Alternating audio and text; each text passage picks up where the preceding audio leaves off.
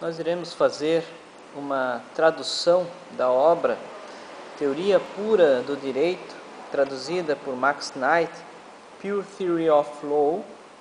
Nós começaremos nosso resumo, apresentar esse resumo, no capítulo 1 e 2, representando o primeiro vídeo de nossa gravação. O capítulo 1 se intitula Direito e Natureza e o capítulo 2, Direito e Morais. Hans Kelsen, em sua obra Teoria Pura do Direito, diz que a teoria pura é uma teoria do direito positivo, tendo a pretensão não de ser uma ordem legal específica, mas um direito positivo geral que oferece uma teoria da interpretação. Caracteriza-se como pura porque descreve somente o direito e exclui tudo que cai fora do seu escopo. Para tanto, Kelsen removerá do escopo do direito disciplinas como a psicologia, a sociologia, a ética e teorias políticas, que, embora apresentam relações próximas, são de prerrogativas diferentes, evitando o que chamará de sincretismo metodológico, que obscurece a essência da ciência do direito. Kelsen faz uma diferenciação entre os significados dos atos objetivo e subjetivo. O significado subjetivo de um ato nem sempre coincide com o significado objetivo. Ou seja, o significado de um ato subjetivo nem sempre expressa o significado da lei. Como a norma confere significado legal ou ilegal ao ato, ela serve de esquema de interpretação. No exemplo de Kelsen, o fato de existir contratos entre comerciantes resulta do fato de existir tal possibilidade prevista no Código Civil.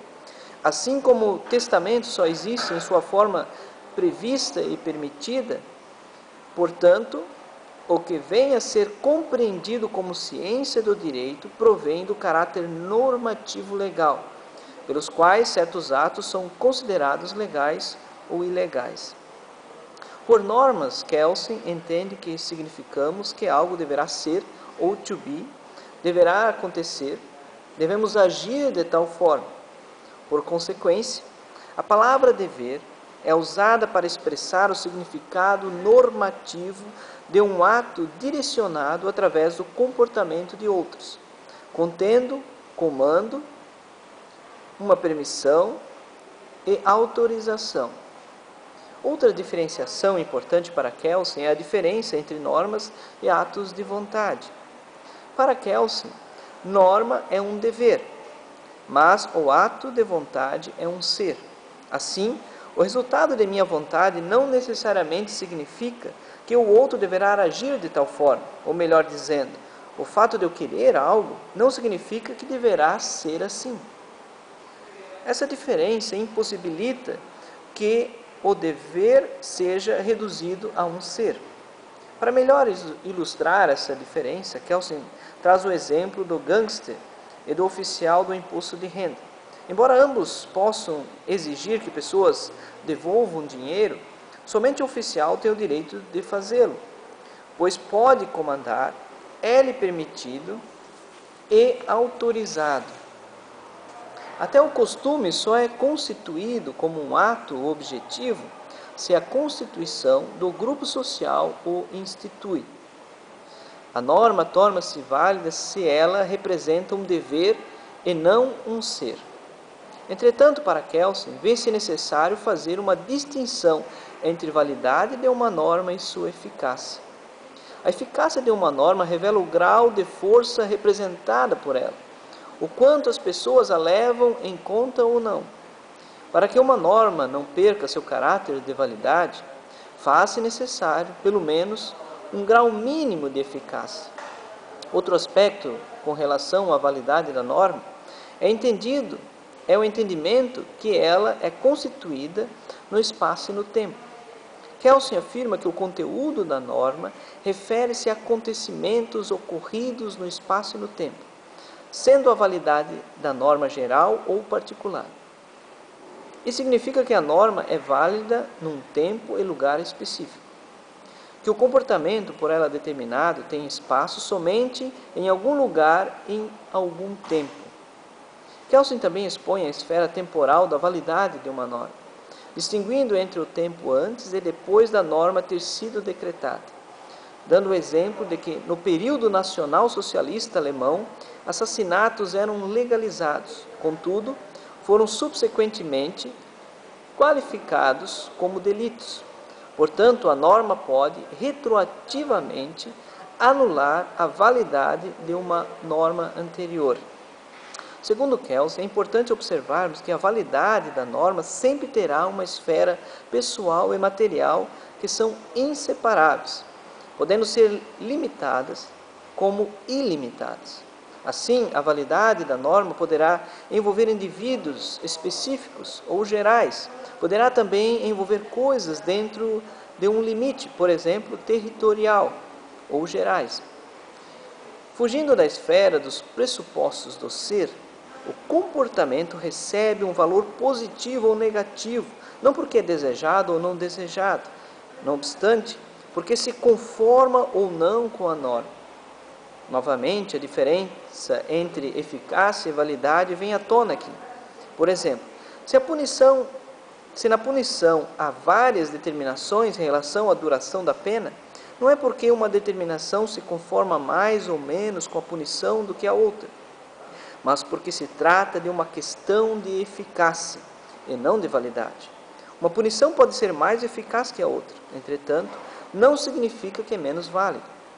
Dessa forma, não se pode medir a validade de uma norma em termos de causa e efeito, mas a eficácia, sim. Para Kelsen, eficácia e validade são cruciais para compreendermos a ordem social, pois esta representa uma ordem normativa que comanda o comportamento humano numa relação direta ou indireta com outros, sendo pautada pelo direito e pela moral. Assim, recompensas e punições são trabalhados em termos de eficácia para a manutenção da validade da ordem social. Kelsen traz o exemplo do dizer de Jesus com relação ao relacionamento do homem e mulher para com seu próximo. Mesmo que Jesus diga que não devemos pagar o mal com o mal, outro sim com o bem, esse mandamento não é desprovido de sanções, pois essas seriam cobradas nos céus.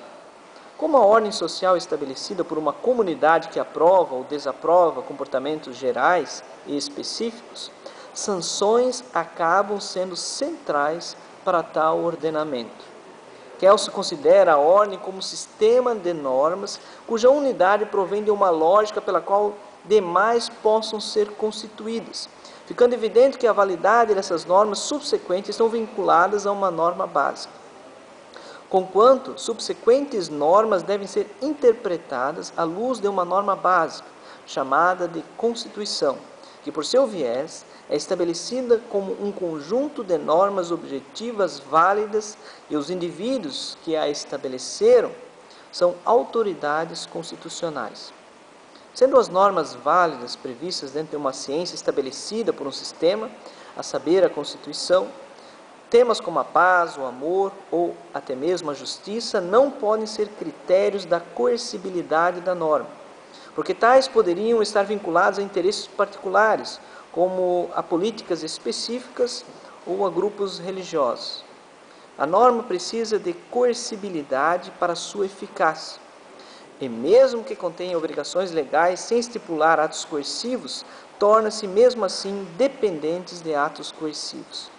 Kelsen diz que mesmo se o assassinato seja estabelecido como causador da morte de outro indivíduo, precisará estar conectado a um outro artigo que diga, por exemplo, se alguém cometer assassinato, a corte autorizada deverá impor pena de morte. Isso segue que uma ordem legal precisa ser caracterizada como uma ordem coerciva, mesmo que nem todas as normas estipulam atos coercivos. Todavia, revelam-se dependentes desses para sua eficácia.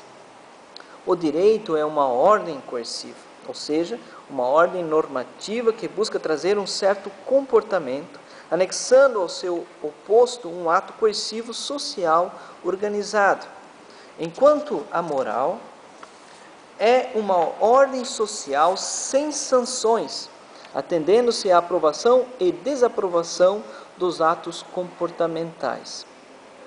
Para Kelsen, a relação entre direito e moral não é de conteúdo, mas de forma. Portanto, não podemos atrelar qualquer conteúdo ao direito, afirmando ser este a paz, a justiça ou impondo qualquer moralidade universal, pois em assumindo a existência de um postulado moral, pressupõe-se uma moralidade universal, determinada pelo seu conteúdo, ou seja, comum a todos os sistemas morais. A relação formal entre direito e moral dá-se pelo dever ser, pois ambas se caracterizam pela sua normatividade, a saber, uma ordem social pela qual deve se comportar de determinada maneira. Kelsen estabelece que a teoria pura do direito rejeita a tese de que o direito, por natureza, é moral e que uma ordem social imoral não é uma ordem legal. Para o autor, isso pressuporia uma ordem moral absoluta, válida em todos os tempos e lugares. Não obstante, Kelsen afirma certo e errado não podem ser padrões fixos, independentes do espaço e do tempo.